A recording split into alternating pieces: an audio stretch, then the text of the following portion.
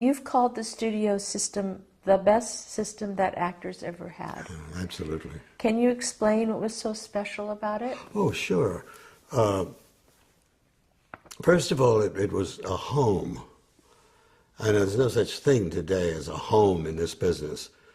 I mean, you make movies out of the back of a VW or whatever it is, but this was a place you belonged to. It was a family. You were part of a family. And for that privilege of being part of that family, you did what they told you to do. And you didn't question it, and you didn't argue. If you did, you're out. I mean, you do it. And most of the stuff you did, you didn't want to do. But you did it because they told you, and then you had no choice. And they paid you very little, but enough. I mean, you weren't going to starve to death. You were paid enough. Maybe it was, in some cases, $100 a week or less, and that for 40 weeks, not for 52. Because if they didn't have anything for you after 40 weeks, you were out until the next year began.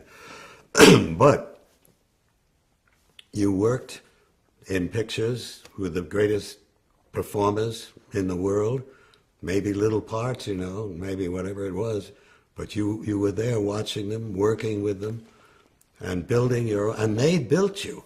Well, the studios were behind you, and they built you. Their publicity departments were unbelievable. I mean, you were all over the country in magazines and on TV and everything else, and public appearances, and you became more and more important each year as the studio moved you up.